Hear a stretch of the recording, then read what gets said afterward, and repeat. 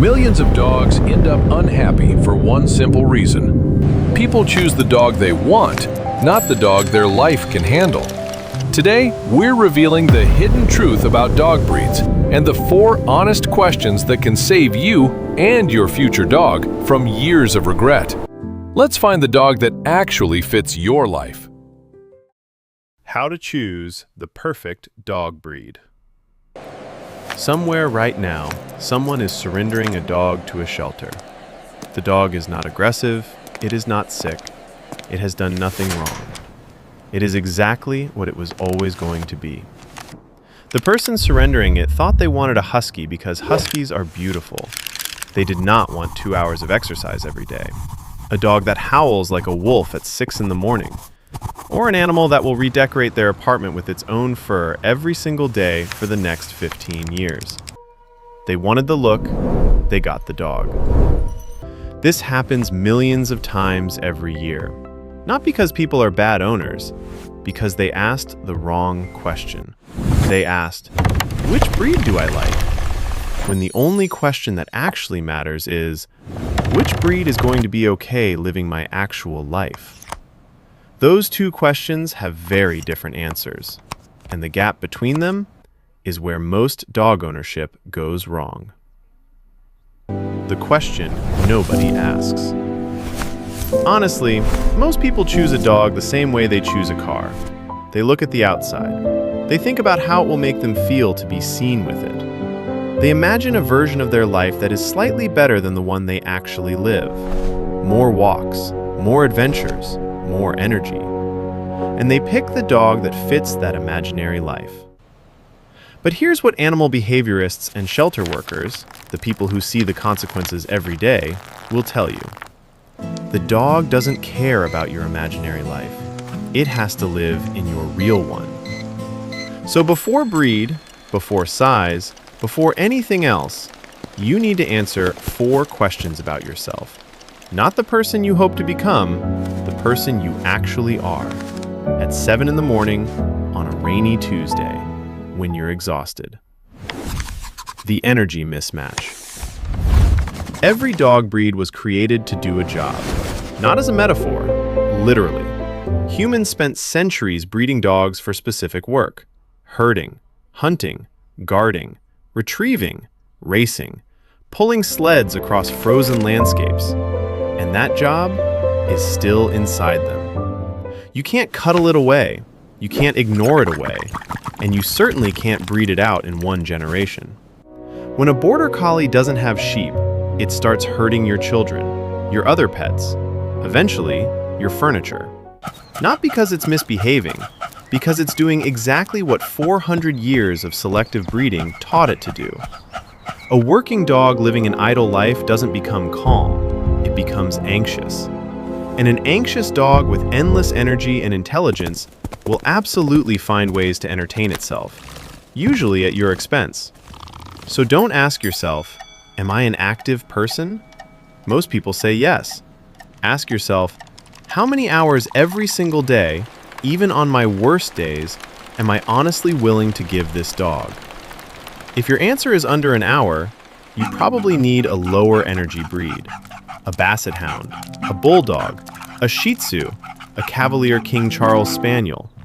Dogs bred for companionship, not performance. That's not settling, that's matching.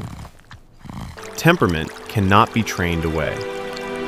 This is the part many people don't want to hear. Training shapes behavior. It doesn't rewrite temperament. A well-trained dog is still the same dog underneath. Its instincts, its emotional baseline, its natural drive were established long before it was born. Breeds develop to work independently, like hounds, terriers, and many northern breeds will almost always have an independent streak. When they ignore you, they're not being stubborn.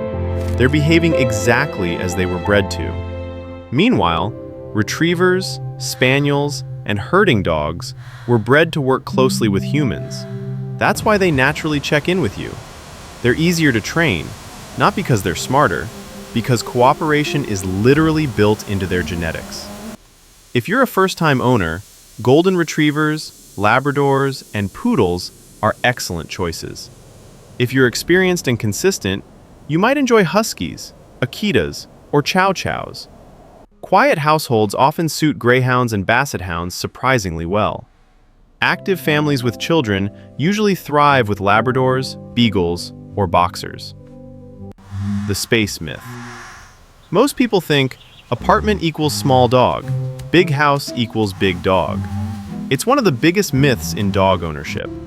A Great Dane can happily sleep all day inside a small apartment, as long as it gets proper exercise. Meanwhile, a Jack Russell Terrier can destroy the furniture inside a huge house if it isn't mentally stimulated. The problem was never space, it was always energy. What space really changes is practicality. A bigger dog brings more hair, more weight, more presence, but size doesn't determine difficulty. Many small dogs were bred to hunt, guard, or chase prey. They may be tiny, but they often have the drive of dogs 3 times their size. The conversation nobody talks about. Every day, shelter workers have a conversation the internet never shows. Someone walks in, convinced they already know exactly which breed they want. They've watched videos, read articles, done their research. And then the shelter worker asks questions that have nothing to do with breed. What's your daily schedule?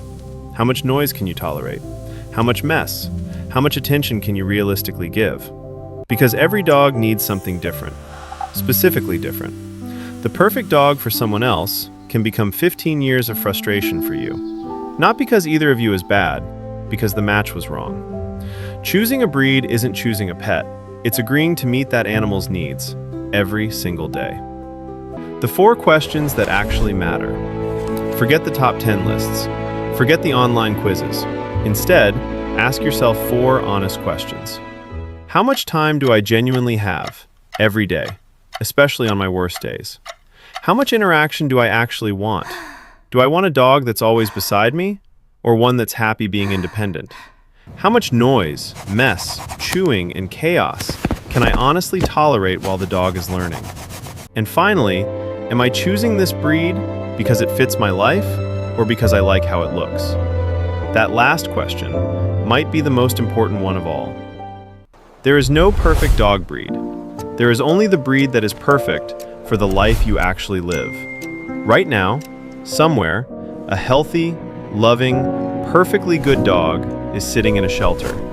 Not because it failed, because someone chose a picture instead of a match. And somewhere else, someone is walking through a park with exactly the right dog. Not the most impressive one, not the most beautiful one, just the one that fits. Their schedule, their energy, their home, their real life. And that dog isn't pretending to be happy, it simply is. Because everything about its life makes sense. That's what choosing the right breed really means. Not a list, not a quiz, just one honest conversation with yourself. Have that conversation before you fall in love with the photo, because your future dog is counting on it.